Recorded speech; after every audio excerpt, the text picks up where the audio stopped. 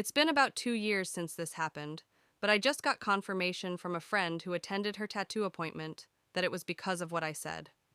The backstory: I, 25F, was introduced to Peggy, fake name 25F, through a mutual friend.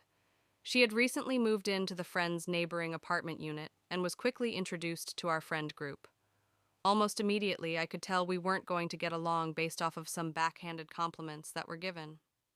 But I decided that it was too quick to judge her fairly and invited her to a game night that a friend and I were hosting. Huge mistake.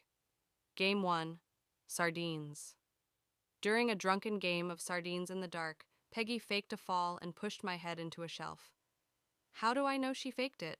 Because she literally told me in front of everyone and laughed about it, saying, "I found him first, that's why I pushed you."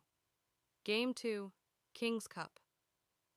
Peggy called me out during the never have I ever portion for having gone through a divorce. Talking about it normally wouldn't have bothered me since everyone who was there already knew about it and were really supportive during that time. But it was the fact that she was trying to single me out and shame me for it. Throughout the rest of the night, this kind of behavior continued, and by the end, I was thoroughly convinced she had some sort of vendetta against me. Finding out what, or in my case, who it was, took almost no time at all.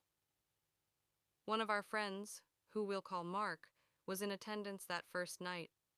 Mark, 28M, is a tall, kind, funny, and generally attractive guy. Essentially, he's catnip for her type.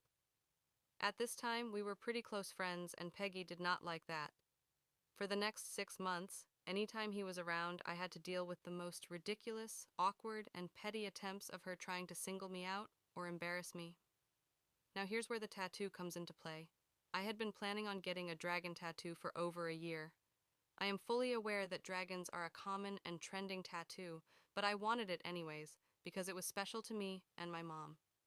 I had even worked with my tattoo artist on incorporating her favorite flowers into the piece and figuring out what kind of style other details I wanted. About a month before my appointment, Peggy heard a friend and I talking about the tattoo and started asking questions. I swear I could see the moment the light bulb went off in her head because she grew the biggest sheet-eating grin I have ever seen. My light bulb moment happened shortly after. When she asked where and what kind of dragon tattoo I wanted to get, I lied. I told her about how much I loved the movie Spirited Away, because I do, it's a banger, and went on a tangent about how I grew up on that movie, how my dad showed it to me, and that it'd be cool if he, Haku, was wrapping around my arm or something.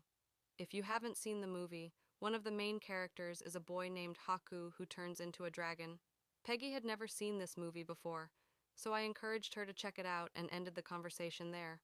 Now, considering she had never seen it before, I didn't think she'd actually do it. But read it. She did it. And it wasn't just a tiny cutesy little thing either. She committed to my exact description. The thing is freaking huge. When she showed it to me 2 weeks later, I was in shock, and she probably thought I was upset for taking something from me. But I went home that night and switched between feeling awful for lying to her and laughing for how utterly unbelievable she was for doing it. 2 years later, and I'm still doing that. I had confessed to a friend recently about my lie, and that's when she told me. She went to the tattoo appointment with Peggy that day, and word for word Peggy had said, "She's going to be so upset. This is like the exact tattoo she wanted."